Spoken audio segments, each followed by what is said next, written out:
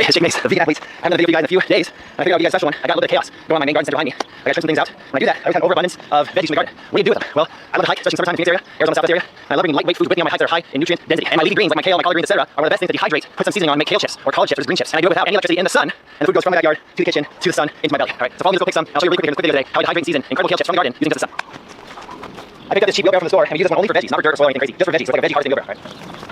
And I'm here in the back part of my garden. It looks like a jungle, but in reality, a lot of stuff going on. Okay, and this right back here, everything's overripe. It's on to seed except the mint. And all my bok choy has gone to seed. So we're in the process right now of harvesting all the seeds. They drop on the ground into the raised beds, and they don't, so we can actually take them and harvest the little black seeds from the seed pods and use them for next season. I also give them away for free in my gardening tours and workshops. So this area right here is my area for tree kale or tree collards. This is the green variety. And I've grown this for a few years now. These plants are about 2.5 years old. The mothers used to be in this bed. They were 3 years old, and they get pretty tall. I'm 6'1". I'm not a short guy, and they tower over me. They're probably pushing almost 10 feet tall right now. So I'm gonna take a few of the leaves off. So I think they're pretty green, pretty nice. If they're yellow like this, I usually give those to the animals. So I make a little animal pile on the ground, and Jake pile in the wheelbarrow for harvesting. So I'm gonna take some of these tree kale leaves off, and I'll come back to you guys in a few minutes, show you my bounty, and I'll show you what I'm gonna do with them for the next step. All right, we've got a little bounty of tree collards. Let me go give this yellow one as an offering to the dinosaur.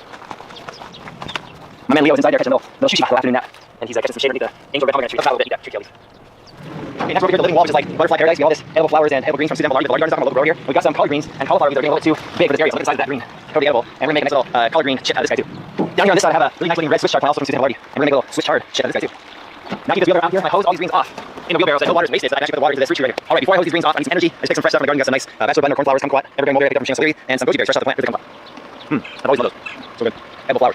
We got mulberries and goji berries, and the oxidant rich anti-aging superfoods. Not right. This type of washing out the greens is not necessary because I grow super organic, it looks very anything harmful. But I know this is late in the season, Phoenix area is going to be almost 100 degrees now. These plants are starting to get a little bit aphids, so we're just kind of giving them a little squirt. That way they get a little cleaner, and we can save that water and put it back into the fruit tree. Alright, we're back here inside the kitchen. We got all our greens. 3 different kinds of greens, tree kale, collard greens, and Swiss chard. I'm gonna take these greens, de-stem them, just by pinching it and pulling the stem off. Because the stem's hard to hydrate, so we just want to have this part of the leaf. That way it hydrates really quick. So our goal is to put our seasoning on this leaf and then have it dehydrated one day. So by 5 or 6 p.m. tonight, they're done, ready to eat. I'm gonna keep descending here. I'll come back to you guys with the next step. You can see my pile. Okay, we're prepped. We got all our greens here, a nice wash pile, de-stemmed, ready to season. We got a little glass bowl and a little like barbecue sauce brush we can brush on. So we're gonna combine these ingredients that are right here on the countertop right now. Number 1 is olive oil. And what I found is that olive oil is going to enable these kale chips to crisp up. If you don't use the olive oil, they'll kind of go limp and it'll take days and days and days. And they won't crisp right. The olive oil combines with the sun and makes them as crispy as a kale chip. This is my wife's recipe, by the way, so you can follow her, find the recipe at Pamela Mace on Instagram, and I'm at Jake Mace Tai Chi on Instagram. This right here is nutritional yeast, very nutritious. I use this a lot of vegan cooking and vegan food. It has a lot of B vitamins, a lot of fiber, it has a complete amino acid source, got a lot of protein as well. We're gonna now take some of the garlic powders, like garlic seasoning, and sprinkle that in there. After that, we've got some paprika.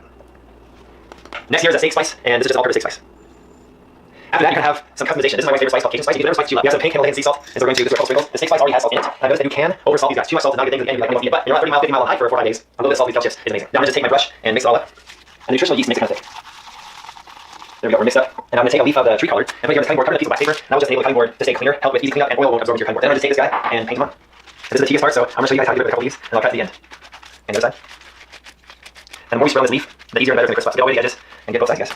We got a roll here, and that's leaf number 1. Let's go to the next one. I'll pull out this Swiss chard that looks so pretty. And I'll do one more here, and then we'll meet back outside and show you guys how I do it in the sun. Alright, we got our tray of delicious kale chips, seasoned, oiled, ready to spread. I got these extra stems for the dinosaur. Let's get some at the end. We're going to take these guys and we got these screens here that I've had for a few years. Just going to lay them out flat on the screens. And it's about 11:30 in the morning right now. This is the hottest part of my yard, right next to my house. This wall takes a full western sun. We're in the process right now of growing our trees up the wall. But that's good for the hydrant, it's very hot.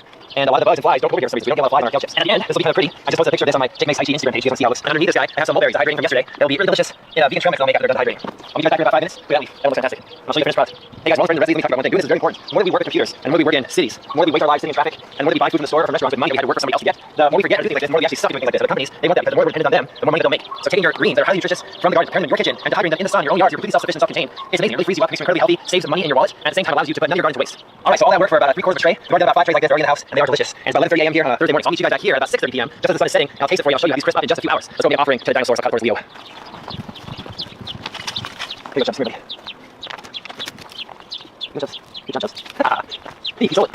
And we're back. It's about 6.5 hours later, same day, about 6:30 or so in the evening. I got my paper back here. I didn't have anything better to use, so follow me and let me show you the result. So you can see how now the sun has died down behind this feature over there, so it's in shade. And this is the chard. It is now pretty charred. It's pretty crispy. It's one of those snaps that break apart. Let's taste it, see how it tastes.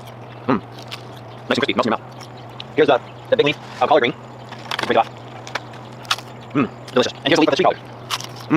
Just delicious spices, salty, a little spicy because of the Cajun. And the oil just combines with the sun. Let's fly it up. Here we go, guys. No electricity, homegrown, homemade kale chips. We're winning because in the stores these kale chips can be $10 for a little tiny, like 4 or 5 ounce bag. We grew it ourselves. Our soil is perfect. The soil is on my shirt. Compost, worm castings, rock dust minerals. Get it from jakemace.com. Grow it with healthy soil. It'll feed you back in nutrients and minerals. I want to thank you guys for joining me today for this kale chip video. I want to make this one for a long time, so hit like on it as your favorite. Subscribe to my vegan athlete channel here and share this video with all your friends. It's a great video for everybody to learn how to make their own kale chips at home. A great healthy way to snack, whether it's at work or whether it's hiking on the trail with me, the vegan athlete. I'm gonna take these chips, put them in a bag, and store them, ready for my next hike. And I want to remind you guys to go vegan and grow that food at home. Thanks for watching. I'll see you back here for our next video or on Facebook at my Urban Gardening in Arizona Facebook page.